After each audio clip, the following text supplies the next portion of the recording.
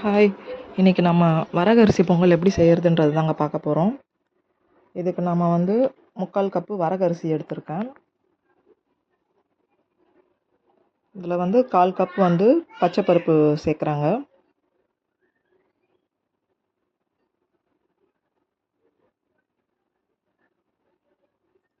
சேர்த்தாச்சு.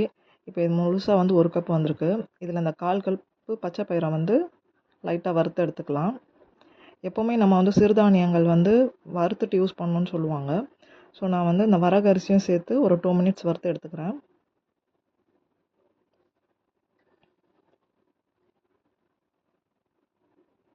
பார்த்திங்கன்னா இப்போது அரிசியும் பருப்பும் சேர்த்து ஒரு 2லேருந்து 3 நிமிஷம் வறுத்து எடுத்தாச்சுங்க.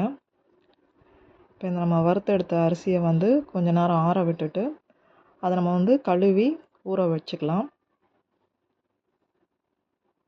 ஓகேங்க, இதை ஒரு பக்கம் வச்சுட்டு இதில் வந்து நான் வந்து குக்கர் எடுத்து வச்சுருக்கேன் அடுப்பில்.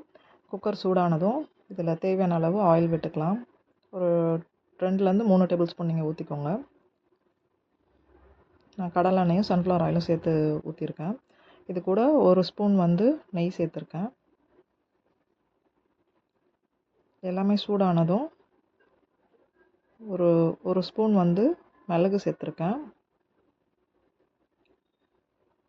மிளகு பொரிஞ்சதும் 1 ஸ்பூன் சீரகம் சேர்த்துக்கலாம்.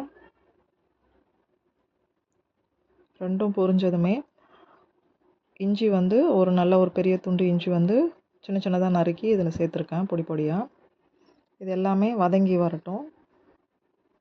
இஞ்சியோட ரா ஸ்மெல் எல்லாம் போனதுக்கப்புறமா கொஞ்சம் கருவேப்பிலை சேர்த்துக்கிறேன். கருவேப்பிலை கொஞ்சம் எக்ஸ்ட்ராவே சேர்த்துக்கோங்க, நல்லா வாசனையாக இருக்கும். கருவேப்பிலையும் சேர்த்து பொரிஞ்ச உடனே நம்ம வந்து பெருங்காயத்தூள் ஆட் பண்ணுறோம். பெருங்காயத்தூள் நீங்கள் வந்து கட்டியும் சேர்த்துக்கலாம், இல்லைனா வந்து பவுடராக இருந்தால் பவுடராகவும் சேர்த்துக்கலாம் நீங்கள். இது எல்லாமே வதங்கினதும் எந்த கப்பில் அரிசி எடுத்தனோ அதே கப்பில் வந்து தண்ணி சேர்க்குறாங்க. 3 கப் தண்ணி சேர்க்குறேன் 1 கப்புக்கு. இது வந்து சரியாக இருக்கும் இந்த வரகரிசிக்கு. இதில் நம்மளுக்கு தேவையான அளவு உப்பு சேர்த்துக்கலாம். இப்போ நம்ம வந்து கொதிக்க விட்டுடலாங்க. இப்போ அரிசின்னு சொன்னோம் பார்த்தீங்களா, அரிசியும் பச்சை பருப்பையும் வந்து ஊற வச்சு தண்ணி வடித்து எடுத்து வச்சுருக்கேன். இப்போ தண்ணி இதில் வந்து கொதி நல்லா வந்துடுச்சு. இப்போ நம்ம கழுவி வச்சுருக்க அரிசியும் பருப்பையும் இதோடு சேர்த்துடலாம்.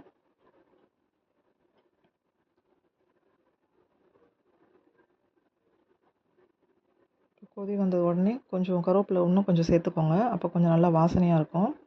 இப்போ இதை நம்ம வந்து மூடி போட்டு நான் ஒரு 3 விசில் வைக்கிறேங்க. எனக்கு 3 விசில் வந்து இதுக்கு சரியாக இருக்கும் பொங்கலுக்கு. வாங்க இப்போ 3 விசில் வந்து பார்க்கலாம்.